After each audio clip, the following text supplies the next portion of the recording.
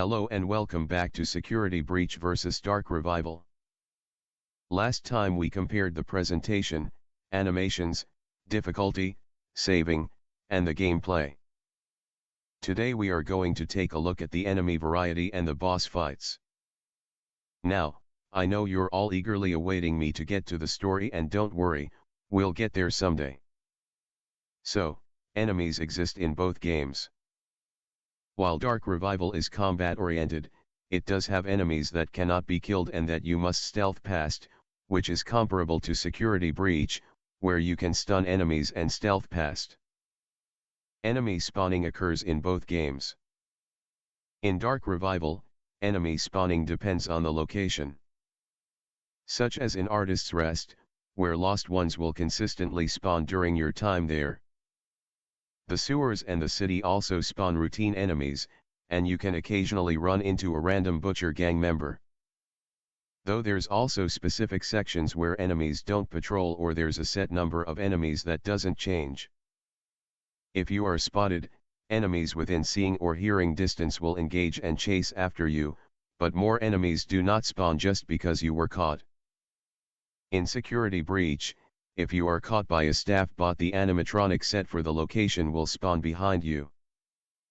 Patching has fixed this a bit, but it does kill the immersion a little bit. Though this is the amenity for having such a huge map and only 3 roaming threats. This is the way they catch up with the player, since Gregory can effectively just run past with enough stamina. Leading from that, let's go into the enemy variety. Not counting bosses yet, because I'll handle those separately. Here are the enemies in each game. Dark Revival has 9 different enemy varieties. First is the Ink Demon, a constant threat. When it warns you he's coming, you have a short window to run and hide. If he catches you, it's an insta-kill. There are usually plenty of hiding spaces, you just have to get to one quickly, so you need to stay on guard. He does not appear in areas where there aren't any hiding spaces.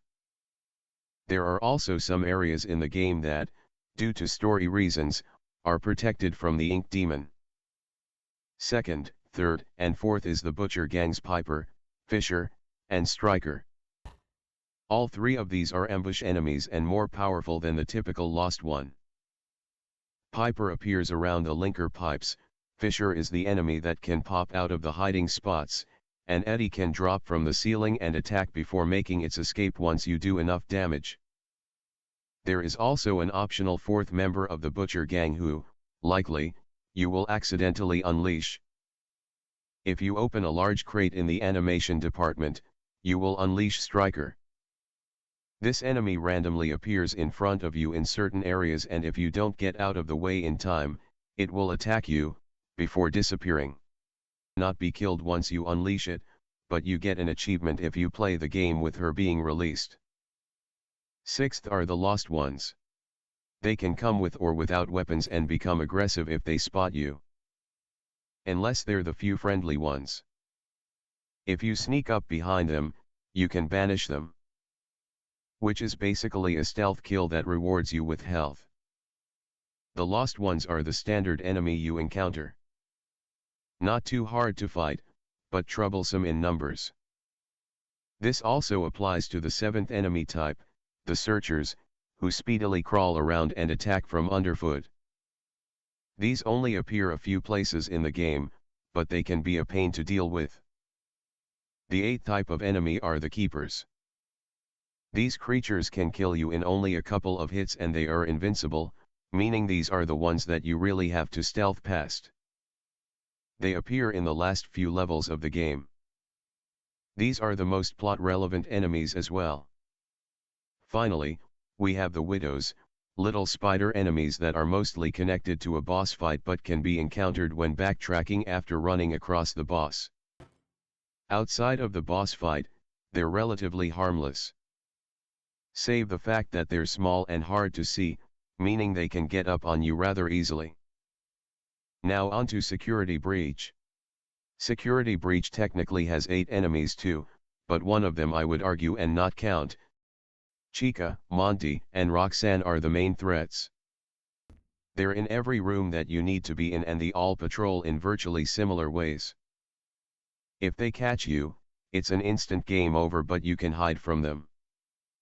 There's a few differences between the three. Monty and Roxanne can leap while Chica cannot.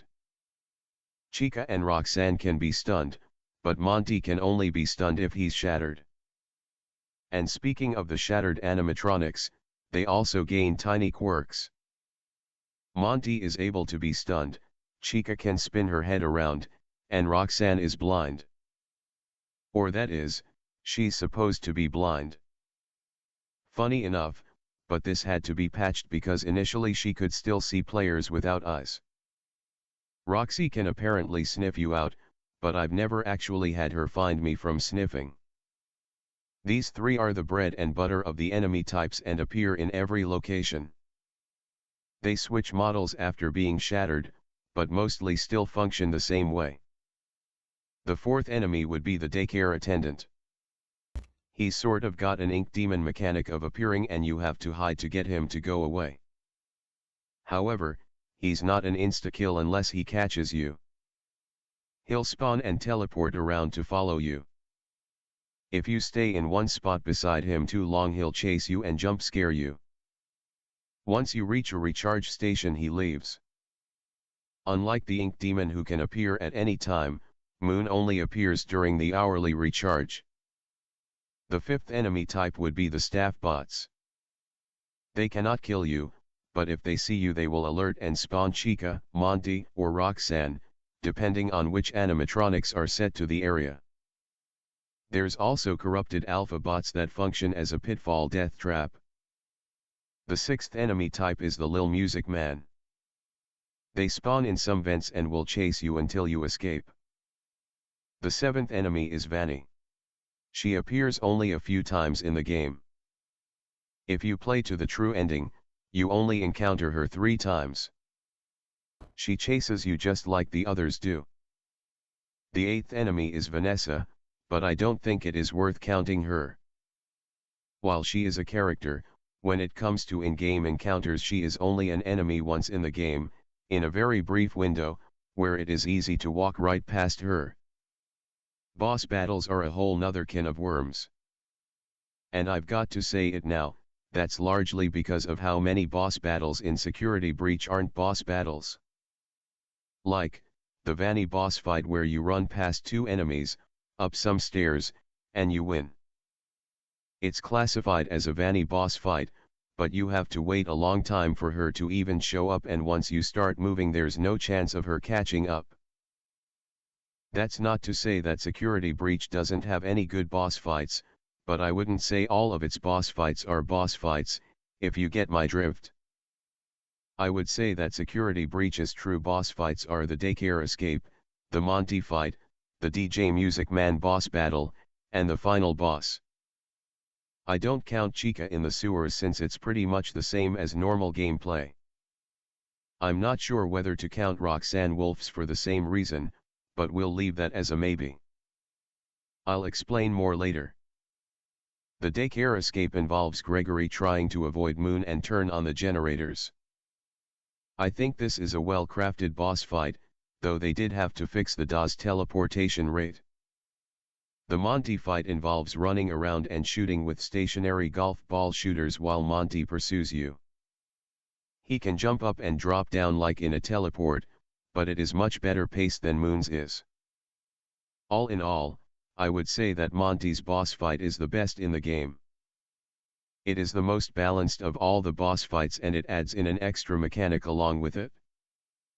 DJ Music Man's boss fight is not quite a boss fight and more like a gauntlet where you have to race through the arcade with Chica and Monty on your tail and activate the levers. Then run away from Music Man at the end, all without dying. Now, this section is pretty neat and I could have said this was the best boss fight. Except when the game came out the section was very buggy, and while it might be more stable now Zoomy Monty does occasionally return, sliding straight through walls and killing you.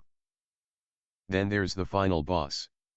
The final boss is an office segment that, because of spoilers, I will go into more detail into the context during the story section. Basically you have to press a button to keep Freddy from being possessed, mind the vents and doors, and do specific things to keep animatronics out. Initially this boss fight had no directions, but they patched in clearer voice lines later to make it clear what you needed to do. I'll go into the thematic aspect of this boss fight in the story section.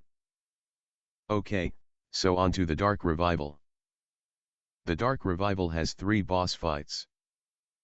First is the Crawling King. The Crawling King is the escaping man with spider legs, and its babies, the widows, are that enemy type that I mentioned earlier. You're dropped into a hole filled with eggs and you get swarmed with the babies. You kill the SPID Earlings, then the Crawling King drops in and, after an amount of damage, he will retreat and unleash more babies.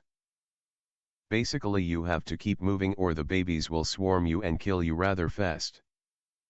There is a coffee, or health machine in the pit, but it costs a bit of money to use and you can lose that health fast if you're not careful. The second boss fight is Twisted Alice. After a riddle minigame, Twisted Alice stands up on a balcony with a Tommy gun and you have to dodge her shots as you unlock doors to reach where she is, moving back and forth across. This is a more stealth-based boss fight. The last fight is the final boss, who I will go into context of later with the story. He has 2 phases, the first one where you have to lure him to damage breaker boxes and then use your pipe to overcharge them, with possessed lost ones coming in along the way. The second phase he chases you around the room and you have to dodge and attack when his weak spots bared. The reason I didn't count Chica as a boss fight is because there's a near identical section with the Ink Demon and with the Keepers that don't count as boss fights either. It just got too close to tell. Security Breach's biggest problem is that the boss fights break so easily and Dark Revivals is that there's only 3. Not much more I can say on this front, so let's move on. The missions are where the games differentiate themselves yet again. While seemingly being similar, there are some huge differences. One being that Dark Revival has optional side missions. The only Security Breach optional mission is a split choice towards the beginning of the game. Most missions in both games are go somewhere, find something, and do something. Dark Revival is better at telegraphing what you have to do and more tends to happen when you're doing it. This wouldn't be a huge deal except with Security Breach's open world it's easy to just get lost walking around for long periods of time. Some missions had so little detail that they had to patch in more voice lines later on. But let me continue on that more tends to happen thought. Dark Revival breaks up missions with other events. Such as when Audrey's trying to find a way past a gap, takes a detour, and ends up running into Bendy and the Ink Demon on her mission to find a way past the gap. Security Breach's missions are a lot more static. Go to Roxy Raceway and walk around until you find either a cart or a staff bot. If you find the cart, get hinted to find the staff bot. If you find the staff bot, get told to go look in the garages for a dance pass, and when you find that get told to go up to the arcade, walk around the arcade until you find the office. The office shuts down, reset the office with hidden levers, come back down, go to Roxy Raceway. There was also going to be a mini-game here that was cut. And during this whole journey, Gregory and Freddy barely communicate. Usually it's Freddy telling Gregory where to go, and Gregory usually not replying at all. The walk from Roxy Raceway up to the arcade is also exceptionally boring. You walk out from the raceway, down the long construction path, into the atrium, up the stairs, and then to the elevator. Then wait through the elevator and you're there. Also, don't try to leave in the elevator during the boss fight or it bugs out the mission. Now, this wouldn't be a big deal if this was the only mission like this, but about halfway through the game all of the missions become like this. In the beginning of the game, the missions are a little tighter. In fact, They're a lot like Dark Revivals in format, though shorter and with less direction. Here's a comparison. The Lobby mission and the Artist's Rest mission. Artist's Rest being a bit longer but them being pretty similar in format. In Security Breach, you enter the lobby to find that it's closing. Gregory and Freddy talk until Freddy tells Gregory to get a free entry ticket. He does, and it says it gives a free prize at the gift shop. That tells you to go to the gift shop. You do and get a Mr. Hippo magnet. Now, you don't know what to do. What you're supposed to do is go through the coffee shop, head down into the locker room, and use this pass machine to get a daycare pass to head to the daycare. The mission's a lot tighter than later ones, but you better hope you don't miss that pass machine. Especially if you're playing on lower quality and everything starts to blend. There is a note that directs you on what to do in the lobby mission in one of the duffel bags, but that early in the game I didn't realize that the duffel bags were notes. I just thought they were background items, and I hadn't gotten close enough to notice an interaction since it's difficult to get this duffel bag without Chica or the staff bot spotting you. Thus, not the most obvious hint.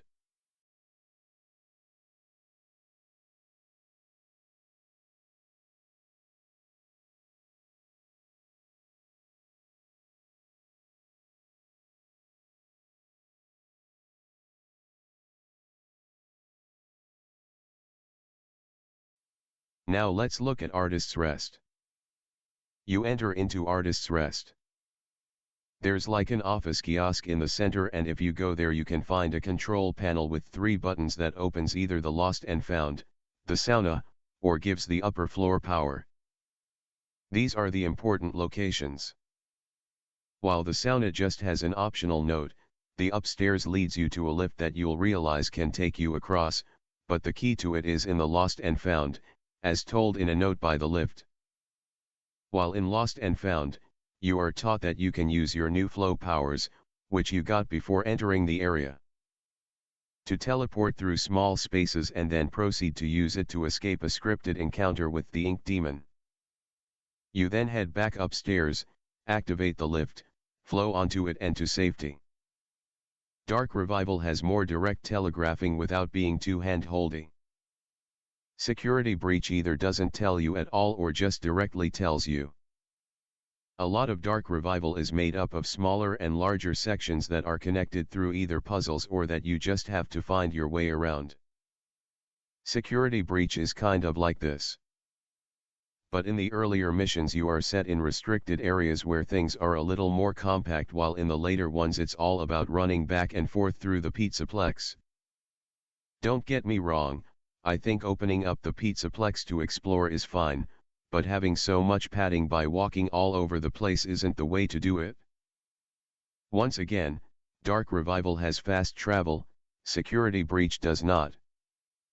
And what's worse is that you're not really rewarded with anything. Dialogue between Freddy and Gregory goes from lively in the beginning of the game to stale tutorial chatter towards the later half, where they stop talking and Freddy just tells Gregory where to go. And yes, there are characters guiding you occasionally in Dark Revival, though most of the time it's Audrey herself leading herself, but it's more than just that. A housemaid leads you to your room while giving you a little lore in a friendly chatter. Bendy shows you to look around for clues by doing so himself, and it's cute. Keepers are caught manhandling lost ones, along with a little bit of fan service. Dark Revival's fan service is pretty nice, because it's not jokes and memes. It's actually things like appearances from fan favorite characters and answers about characters that we didn't get in the first game, like Sean Flynn. So, if I could suggest any fixes for Security Breach's mission structure, it would have been to keep them in specific smaller locations and then just tweak them to be more interesting. Instead of just long portions of walking around, focus on a smaller space where you can set up tense interactions with enemies. Both games also have collectibles. Collecting all leads to an achievement, collecting all of a specific type leads to extra endings. All of Security Breach's collectibles, important items, and upgrades are in these prize boxes, which are fine enough. However, you later get an upgrade that helps you see these boxes, and it will still flag these boxes even after you've opened them. They don't despawn, so you can walk over the same ones looking for the one that got locked into the daycare. Dark Revival's secret collectibles are a little harder to find, usually involving going back to previous locations with new powers. Memories are objects that, as expected, bring around memories that you can read about in the pause menu. When Audrey picks them up, she'll have a unique looking animation for each one. You'll likely run into one or two of these on your way and then be tipped off to there being more hidden around. Then there's the secret books. As far as I know, nowhere in the game does it tell you about these books, and the secret ending is harder to find because of it. It's a bad ending, so it's not entirely required, but it gives you something else to look for. There's a lot of secrets in Bendy and the Dark Revival, and while your game doesn't need secrets, the lack of which doesn't pair well with Security Breach's massive map.